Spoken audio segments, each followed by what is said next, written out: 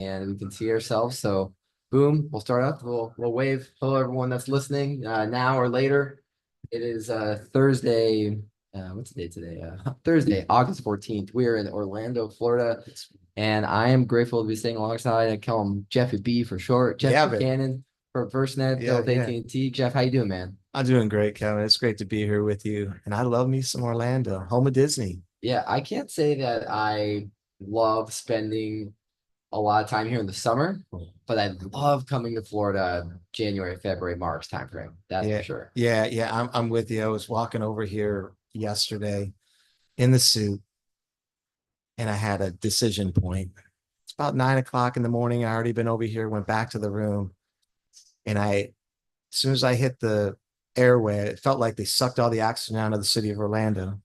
But when I got up to the top of the escalator, I had a choice. Do I walk slower so I don't sweat as much or faster? I wasn't sure, so I could get out of the humidity. But yeah, it's been great overall, but certainly pretty humid. I definitely want to bring my son here when he's a little bit older and go to Disney. I Oh, took him to the zoo last week and he slept the whole time, oh, did which he was great. really? But I was like, I don't know if he's like quite ready for like Disney yet. Oh yeah, Disney World is. I love it. We are a Disney family. We are a Disney family. All of I got older kids and they still love it. Oh Yeah. yeah. So give me a little scoop on Jeff, some of the 401. I know, some of your background with Vegas and then the fire service to getting to Yeah. FirstNet now. So tell me about your role before FirstNet, and then we'll dive into FirstNet next. Yeah, great. I was a private industry guy before I got into public service. I actually opened up the Hard Rock Hotel. It was a food and beverage. Um, actually, I was food and beverage overall, but my last assignment was I was in charge of all the alcohol at the Hard Rock Hotel back in its heyday, and it truly was one of the coolest places in the world to hang out. We had every athlete, actor, I mean, every influencer at that time because Vegas was pretty young, actually. This is back in the mid 90s. There wasn't a whole lot of choices. So a lot of people went to the Hard Rock.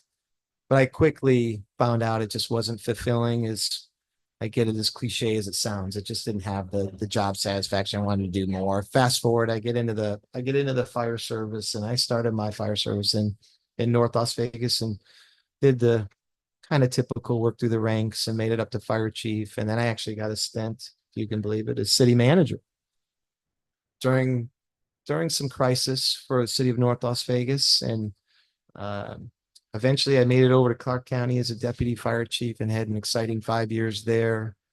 Was a part of the Route 91 incident, which I didn't know then, but it helps me now actually when it comes to FirstNet. And I can talk a little bit more about that when we get to FirstNet.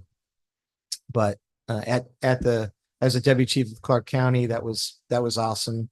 Had a couple of great bosses. I think we did some great things. It's a great agency, and ultimately got recruited to come over to City of Las Vegas as a senior deputy, and wound up getting promoted to fire chief there, and that's where I retired from. But I've always been passionate about FirstNet and very fortunate to be in this full-time role now for just over a year.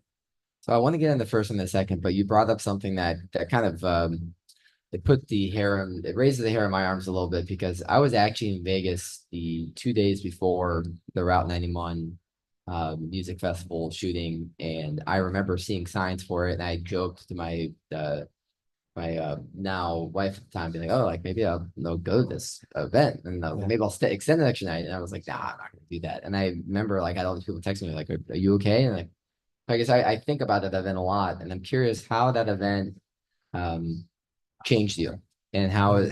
have we learned and hopefully got better since Mm. that. Yeah, well, that's a great question, actually. It changed me in a lot of different ways. I mean, first, even the way I came into it was a little strange. I was the PIO for Clark County Fire Department, but I had originally was given the assignment.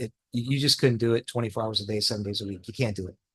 And so I came up with a system, and the long and short of it is I was not PIO on this particular night. And so I recently found out that my wife was pregnant with my third child. And so I was also wanting to stay married and not have my phone go off. And the long and short of it is I shut my phone off, my work phone. And I missed a very important phone call from the fire chief that night. But luckily, one of my colleagues, another deputy chief, he had called me on my personal phone and said, "Jeff, you got to get down here. It's just like Mumbai." And I'm like, "What are you talking?" Because I was sleeping. Anyway, I throw on my gear and I come down. And so this is probably 15 minutes ish into the scene. So 20 minutes into the scene ish. So there was a lot of dispersal. But so I got to see something that was the way I came into the scene. At first I checked it. I called my boss back. "Hey boss, sorry I missed you. What do you want me to do?" Check in with command. I checked in with command, but I knew I was going to get down to the east side of the stage. And the way I came in, I was coming from south to north on Las Vegas Boulevard, and I was visualizing something you don't see, and that is a non-active, as far as the eye could see, Las Vegas Boulevard was completely shut down, but it was lined with response vehicles almost as far as the eye could see. And after I had gone into the incident command and quickly exited myself to get down to the east side of the stage, what I saw there was even more extraordinary. And I liken a lot of things in life to sports and food and movies. And so, Book of Eli, apocalyptic. It was apocalyptic.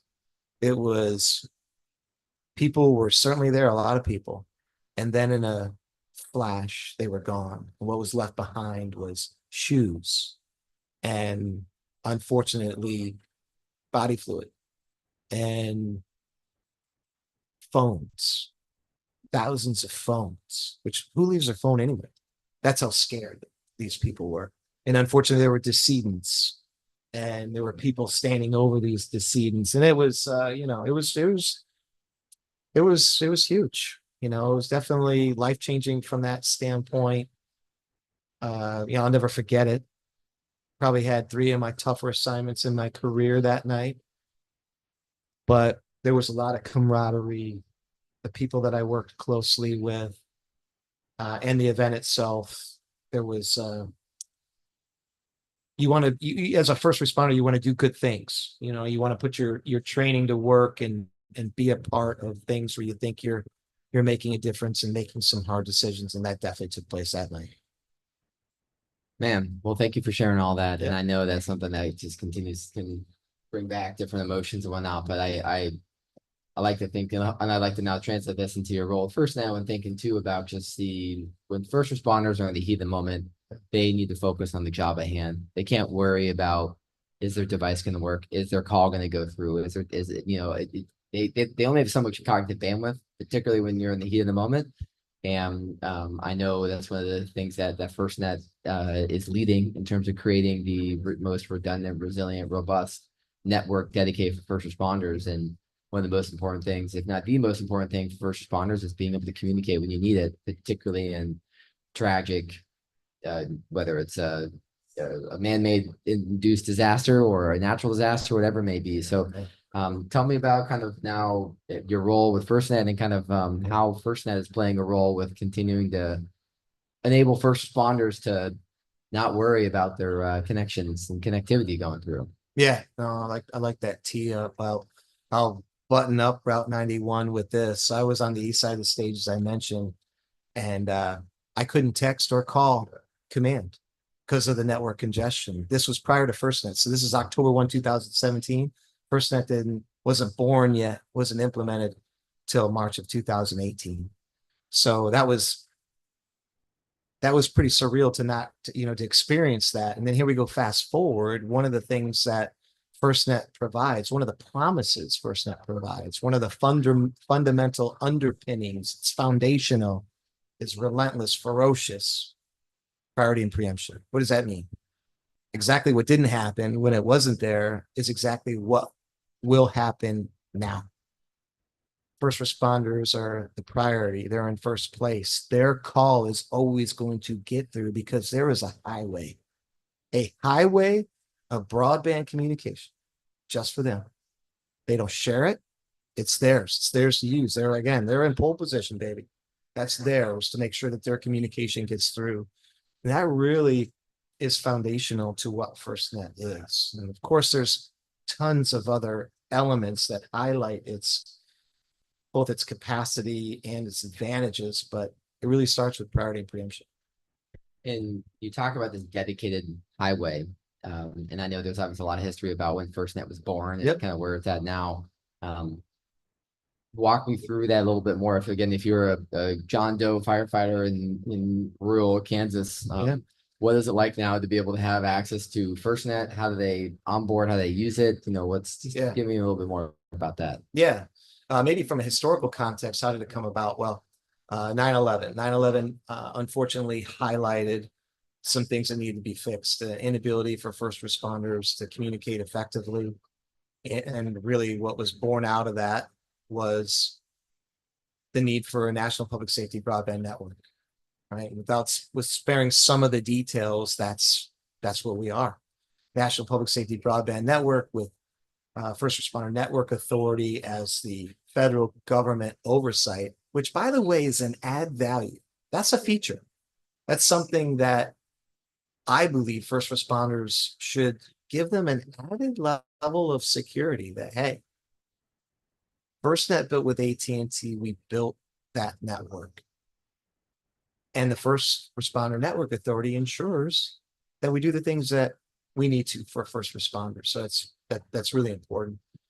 And so, and fast forward to in my role now, I think a lot of what I do is I advocate, educate, and validate FirstNet and try to explain to people what it is, explain the advantages, explain the promise of FirstNet built with AT&T to the first responder community and how they can use it effectively and the advantages that it provides to the communities that they serve.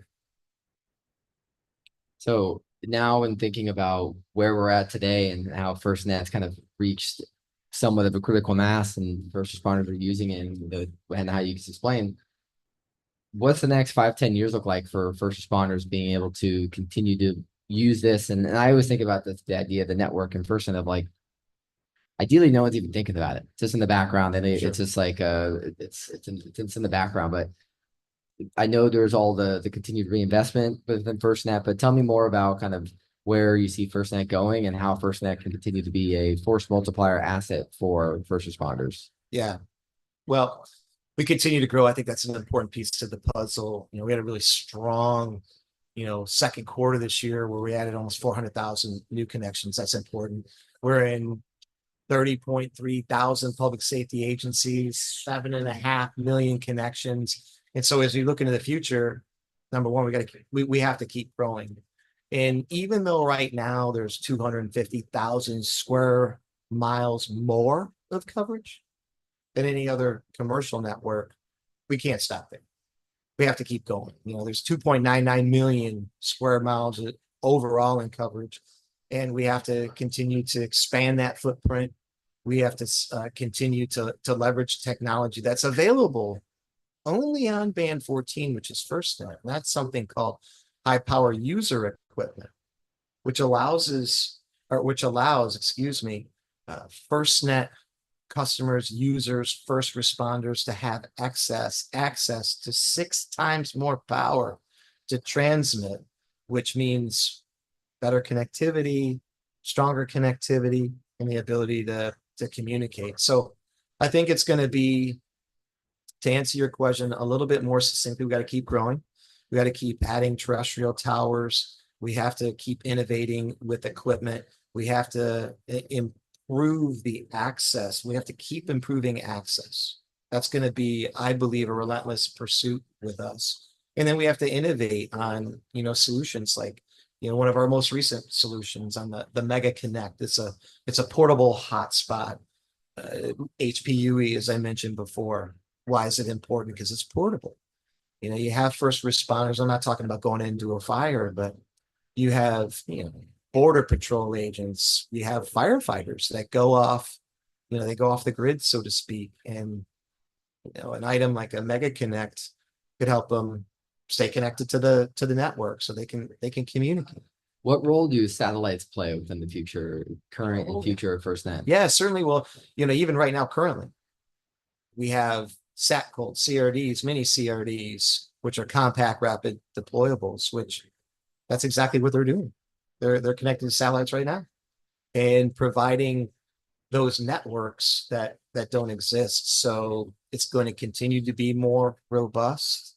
It's going to continue to improve. And so yeah, that's definitely a piece to the puzzle. It's there's a again leveraging technology and innovation, certainly leveraging satellite communication and also the terrestrial aspect. All those are going to play a role. And now maybe somewhat transition into some of what we were talking at the beginning, but being in the fire service, being in industry, but most importantly, being a dad. Oh man. I've really enjoyed our conversations about your little tips and tricks about how to be a dad, and I think I'm balancing that struggle of how to continue to pursue my career while also being a present dad. But I'm curious for kind of like your take on what has being a dad taught you about being a better person, a better, a better employee, a better, but in, what just kind of some of Jeffy B's All right. life fatherhood lessons that he could bestow upon me today. Oh man, hey, listen, this is where this conversation gets super fun, man. I was so excited for you when you told me that you were going to be a dad, and we had some discussion on that front end, and even before this started, like how awesome it is. It's taught me a enormous amount, and I'm at I'm experimenting every day still at 53 with a 20 and 18-year-old and a 7-year-old. And it is my greatest challenge and the thing I get the most value from in life. And I got a great teammate. I'm lucky to have married up like I'm sure you did. Marry up. That's the way we do things, right, brother? Gotta do it. That's the way we do it. And my wife is awesome. We've been married 23 years. And I'll tell you, I reflect a lot on life. And I would say most of what I reflect upon day after day is the communications with my kids and trying to find the right, you, you're trying to find the right things to say. And sometimes the best things are what not to say. I do a lot of biting my lip and like, oh man, I really want to say something right now, but I'm not going to do it because, all right, I'm figuring you out, whether it be, I have my oldest is Trinity, my 18-year-old is JJ, and then my little guy is PJ. And of course, they're all three are different, and they all have their little game codes that you got to try to hack to try to figure out, how to give them developmental feedback, how to share a lesson, how to not come off too preachy, how to set them in the right direction, how to share. But you also got to figure out these ways to be transparent and vulnerable. And hey, I'm a human being. I've been around for a little bit longer than you, but I don't have all the answers either. And so there's a lot of sharing. And I think that what's really important is to continually learn from them. And even, I'm not kidding, we heard that old adage a long time ago. You learn from everyone. As funny as it sounds, my little 7-year-old, he's a bit of a researcher. He pays attention. We're a sports family. And he'll say things about who's playing here or what player is on this team. And more than one time, I'm like, PJ, I'm not sure. I don't think so. And I look it up. I guess he was paying a little bit more close attention to ESPN maybe than I was. I mean, thank you for sharing all that. And I mean, I'm continuing to go down this road of being a dad, and it's definitely helped me recalibrate my priorities quite a bit and Yeah. make sure that I'm continuing to invest my time and effort into stuff that I care about and set a good example. And I'm kind of curious too, maybe on the life lessons of being a dad, how that translates into your role at FirstNet or into your role, into your previous role as a fire chief. What parenting lessons do you think are transferable, or that how did parenting and being a dad help you with those roles? Yeah, I'm chewing on that one a little bit. I definitely, I've really been big on professional development my entire career and pursuing educational goals and in professional goals. Those were really important to me, and I got some great opportunities to be in some really cool leadership roles. Very grateful. I think and there were definitely times when I made mistakes. Clearly, sometimes, well, I I think most of the mistakes I made was in not being present. And I mean present in mind, not necessarily in body. As a firefighter, you can't help it. You're gone a third of your life. That's just part of it. I don't have any regrets there. I think my greater regrets are the greater effort I try to put into, and even in my role today, is when I am engaged in a conversation with my wife or any of my three kids, it's about being present, not just my vessel, my body being there, but my mind, and really all of me into that moment and really, really hyper paying attention. Because if you stray off the ball and your mind wanders, at least at my house, I was like, oh, I guess it's just not that important for dad. Dad's got bigger, better things to do. Or like, whoa, I don't want that.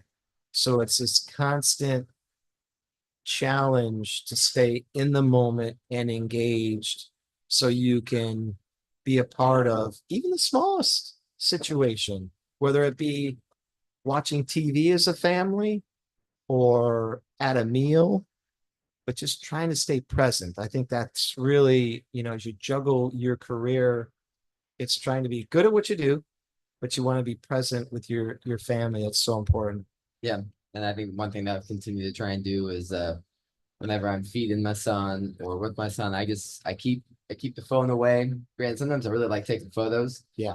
But yeah, I think just being present is maybe one of the best gifts that we can give to our family, but also even in life when you're interacting with people. I mean, it's so easy to be distracted by the notifications, and I mean, yeah, I got 100 things going on, so do you, but just being present and looking someone in the eye and talking to them, really listen to them, goes a long way. And it doesn't cost any money to smile and ask a few questions. No, and I really think it's appreciated. Particularly as your children get older, it gets, we talked about it. It's awesome on the front end, like where you are. And then it just gets nothing but better. I have nothing but great news for you. Yeah. As I'm excited to get home tonight. I'm not gonna lie. Listen, I don't blame you. I'm excited to get home on Saturday. I get to see my little guy, and then on Wednesday I get to see my daughter because we're traveling. Soccer player. Soccer player, baby. Yeah, what's going on with that? Oh, it's exciting. Actually, her first game is tonight. Big. Yes. What position is she playing? Where She's she playing attacking mid. She's attacking mid for Texas A&M. Yeah, she's an Aggie. Oh, that's so cool. Yeah, it's cool. And so she's playing college ball. Yeah, she is. She is. And awesome. my oldest son is playing college ball too. It's soccer or what sport? Football. Football. Where? He's a Utah University of Utah. Go Utes. Okay. Go Aggies. Let's go. All right, dude. Yeah. You got like a split shirt where you no, you gotta get the jerseys. No, but I rock the polos and the 3/4 zips, man. Yeah, of course. Yeah. Well, the good thing it's not like they're not like competitors really, so you can. No, separate Big 12 versus SEC. Yeah, so there's no. Wait, Utah went to the Big 12. Utah went to the Big 12. Yeah, it was hard with the whole realignment. It's hard to keep track of all. It is. It is. Yeah, but it's.